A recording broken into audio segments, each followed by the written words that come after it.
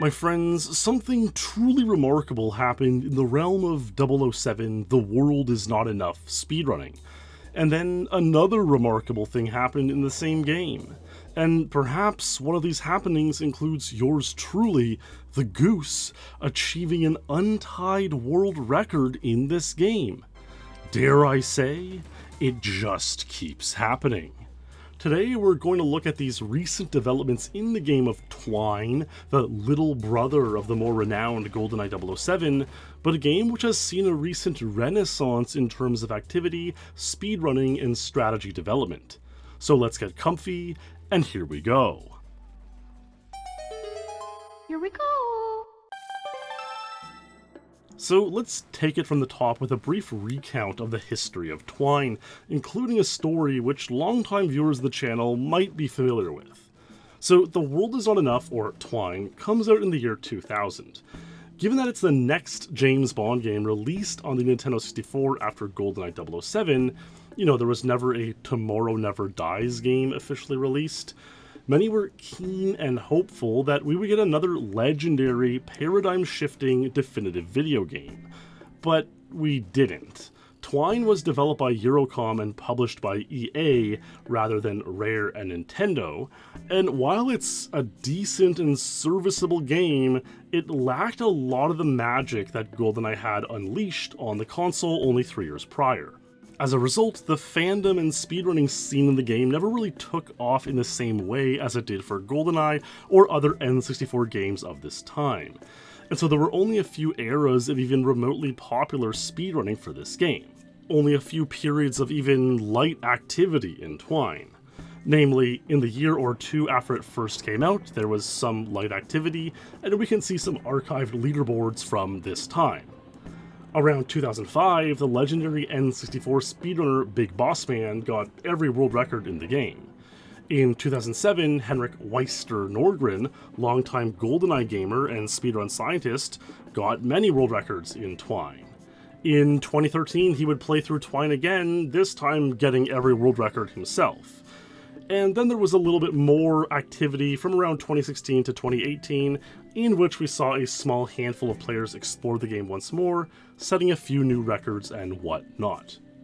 Now, the most notable of stories from this 2016 to 2018 era was this run I covered in a previous video, where a mysterious fellow by the name of Peep set a truly remarkable run on Underground Uprising Agent, a time of 1:15, 2 seconds faster than second place, in which he had a very lucky bomb defuse, luckier than ever seen before, helping to result in his remarkable time. The fact that Peep was a very private person and kept his identity secret, communicating very little with the community, made this record even more curious and mysterious, adding to the lore of this time. Despite all this activity, I did make a fireside video around 2018 detailing a particular game-breaking pausing glitch that affected the timer of the stage, which was just another further reason as to why fewer people speedran TWINE over the years. But among those who did speedrun the game, it was agreed upon just to not use that pause abuse glitch and play out each level cleanly, without pausing 100 times to change weapons or items or whatever it may be. Okay, so all that brings us to the current year 2025. You see, kind of randomly, I was inspired all of a sudden to make a TWINE iceberg video, which I'm sure many of you have seen.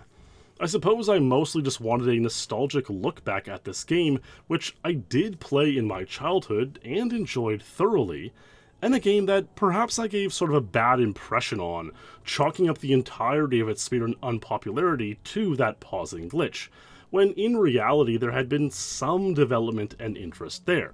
So I made the iceberg video. While making the video and shortly after posting it, I pondered, might this influence some people to play TWINE this year? Could we even see some kind of TWINE renaissance? I even streamed a couple of times and got a pair of personal bests on the level Turncoat, Agent and Secret Agent. Nothing fancy or world-breaking, and a few seconds off the world records set by Weister, but they were fun little streams and got me pondering further. Might there be enough history in Twine to even do some speedlore episodes about it? You know, in-depth dives about the game, going over each level at a time? Well, I figured why not, and began doing TWINE SpeedLore a couple months later. And this is where something truly unexpected happened. I woke up one day after posting the TWINE iceberg to an email I never thought I would receive. It was Peep, the mysterious, anonymous speedrunner, messaging me about various TWINE knowledge he had. A man I never thought I'd ever hear from, and even questioned whether or not he truly existed. This guy had basically come and knocked on my door. I was so stunned it took me weeks to get back to him, and it's because the knowledge he shared was truly and utterly shocking. You see, Peep had learned of a sort of game-breaking technique and kept this to himself because he didn't want to see TWINE speedrunning, for as much as it was worth, fall the way of other games that have basically become unplayable or really annoying, to say the least, due to excessive game-breaking glitches. In this case, Peep revealed information that by using the high color mode in-game, an option you only get using the memory expansion pack in your N64, this can cause tons of lag in the game, which can have unforeseen effects all throughout the levels, including affecting the cycles of various in-game things, like the subway car on Underground Uprising. You know, the stage where he had set a remarkable untitled record, at this point nearly a decade earlier. A record which still had not been matched. You know, the idea is that instead of having to wait a second or two for the subway to pass, that through the use of high color mode and lag generation, the subway cycle might be a bit different, and so you could potentially keep moving instantly without waiting at all. That was the thought, at least, completely theoretical at this point. You know, you can't just jump in front of the subway as it's passing through, or it'll run you over and you pass away. So could this be manipulated somehow? And could similar things be impacted on other stages? You know, could this affect every stage in the game? This high color technique had not really been investigated. Peep learned of this one use for it and pondered it and left it there. But the idea is that, you know, one would try to create as much lag as possible on any or all levels in order to break things one way or another. And, you know, that's an interesting thing to do on the surface, but it really could make the game less enjoyable to play as a whole, which could really deteriorate any motivation anyone had to ever speedrun this game ever again. Peep just noted that this could have game-breaking repercussions in TWINE, and I suppose he felt compelled to share with me after I posted the TWINE iceberg, as on one hand, perhaps Peep felt this would be a revelation that would be the final nail in the coffin as to why the game is lesser played, but on the other hand, it might sort of inspire a last dash of interest in the game. But my friends, this would not be the last dash of interest in the game, because not only did this event draw Peep out of the woodwork, but it inspired him to play the game himself. He actually managed to set a new untitled record on the stage, Turncoat Agent, in 1:47. This beat a time he had shared with Henrik Weister Nordgren of 1:48 from years ago. And Peep did not post this time anywhere, rather he kept it hoarded for a short while, and so I realized what had to be done. In the first episode of TWINE SpeedLore, back in July of this year, I examined the stage Turncoat, in which I revealed Peep's hoarded 1:47 at the end of the episode. I also read his email, which was basically a speedrunning manifesto, in which he shared his knowledge of the game-breaking technique and the game in general, and lamented other games which had gone to the wayside of just being too broken. And if the background work of doing the TWINE iceberg and the first TWINE SpeedLore episodes were the sort of collection of firewood and kindling and assembling it into the campfire, then the return of Peep in this remarkable and unexpected way was the spark needed to ignite action in TWINE speedrunning, a game which had almost never seen a large amount of activity, and indeed was basically a deceased speed game, ready to be left and forgotten. But like Frankenstein's monster, we reanimated this speed game, for better or for worse. Well, it's mostly been for the better thus far. Numerous GoldenEye speedrunners have come over and begun playing the game, either for the first time or for the first time in a while, giving Twine more activity than it's seen in years. For example, legendary gamer Big Boss Man fired it up and achieved times of 2:16 on cold reception, the sweep across all 3 difficulties. We've seen esteemed journeymen, speedrun trainer, and red screens achieving numerous times and very solid personal bests in the game. Top Perfect Dark player Lake Demon came over and set numerous times, including a City of Walkways 2 Double Agent 156 tying a Weister untouchable record. And in fact, this recent activity has even outpaced the action of late in both GoldenEye and Perfect Dark. Will this all last? Who knows, but it's been fun and epic while it's been happening, and boy has it been happening. So here are the 2 most remarkable happenings over this period of time in Twine activity. So remember the Underground Uprising with the agent record of 115 by Peep, which seemed maybe unbeatable due to his extremely lucky bomb defuse. Well, perhaps part of Peep's reticence to share his high-color revelations were because he knew that, aside from it breaking and possibly ruining the game as a whole, that it could also help break his time of 115 on Underground Uprising. So when Weiser stunned all the recent Twine players by sharing that he'd achieved Underground Uprising Agent 114, beating this iconic record, everyone immediately thought he must have been the first to finally figure out and make use of this high-color leg-breaking technique. You know, we expected to see that instead of waiting for a second or two for the subway to pass, that through the use of high color and leg generation, the subway cycle would be a bit different, and so he could keep moving instantly. But what was revealed in the run was something even more shocking, that we somehow just missed all these decades. You see, Weister just passed through the train without taking damage, something that would usually cause you to pass away. This is because there's an area on the right side of the train tunnel where the hitbox works in such a way where you just don't take damage. There was a bit of forgiveness programmed into the level by the developers where you could just get to the side of the train tunnel and survive it a lot of the time. As a result, Weister did not have to wait for the train to pass and was able to clutch out a decent run, getting 114, beating the legendary time of 115 by Peep from all those years earlier.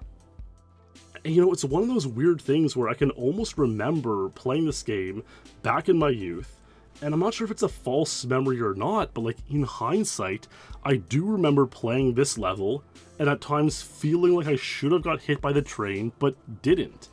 And it's just one of those things where the speedrunning of the game has not been as sort of eked out and cleaned out and examined as other games like GoldenEye or Perfect Dark or all these other games in the world. And so no one has dug into it that much to really explore all these techniques. It's one of those things that really hit me in hindsight, like, oh my god, how did we miss this? Well, we did. And, you know, also, this technique will probably be used now on Secret Agent and Double Agent, potentially, to lower records there. And this really makes you ponder, you know, how many different levels are there out there where there's a strategy just waiting that we missed that will be put to use soon. So that's pretty remarkable, right?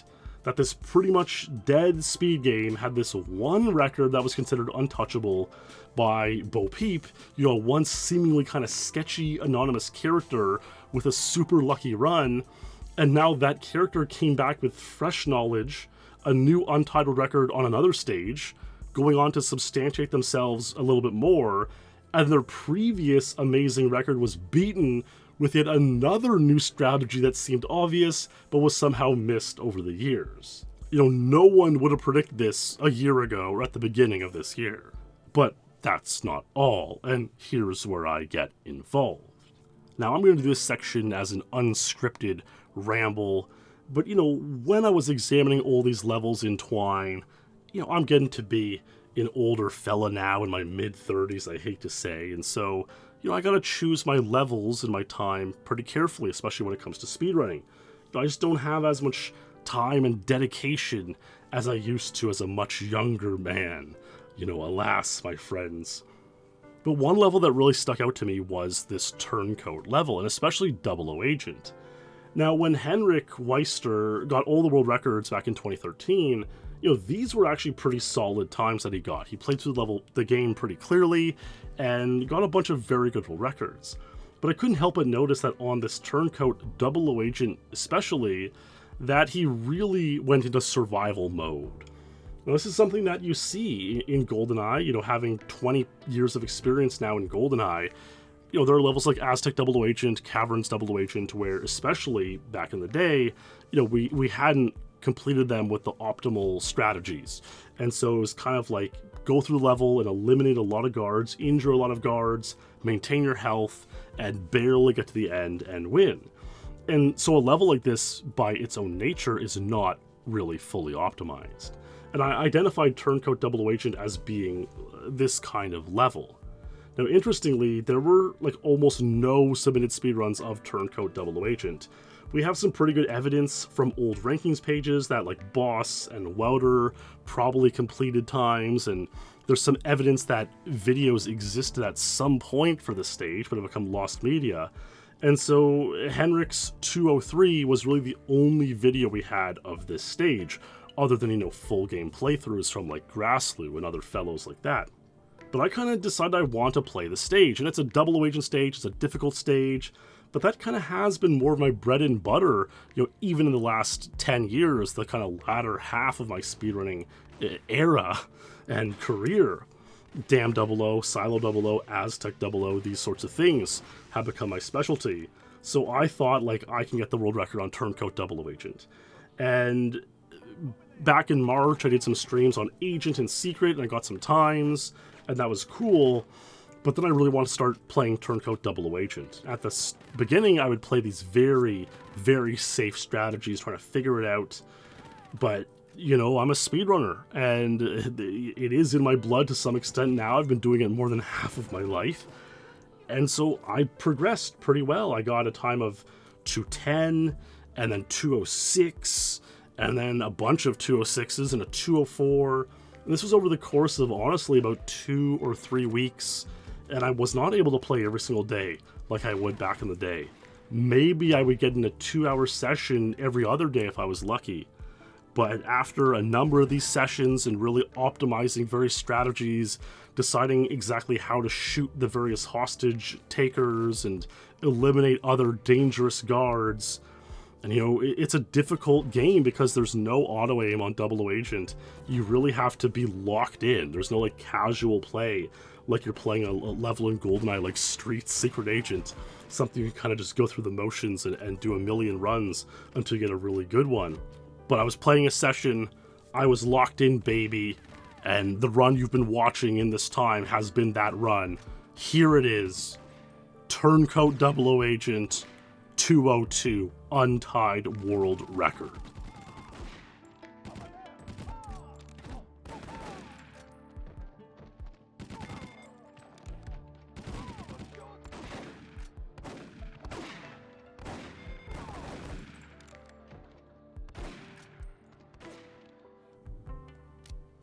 Untied world record, baby. Twine. Twine untied. The goose is loose, baby. The goose is loose. Twine untied. Turncoat 00 Agent 202.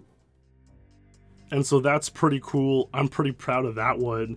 You know, I never thought I would get an untied world record in The World Is Not Enough of all games. Lower is definitely still possible here. You know, I only cut off 1 second on a very unoptimized level. And that's part of the cool thing, is that, you know, who knows who might come along and get some records on which levels. You know, I've really only focused or dialed in on 2 stages in this video, and there's 14 stages in the game. So who knows what is going to be next. And it's got me excited and got a lot of people excited that, yes, indeed, 2025 is the year of the Twine Renaissance. Well, perhaps not unexpectedly, there's been an update. Perhaps to no one's surprise, Henrik Meister Norgren has beaten my Turncoat double agent world record a number of times, in fact, lowering this not only to 201 or 157, but 156.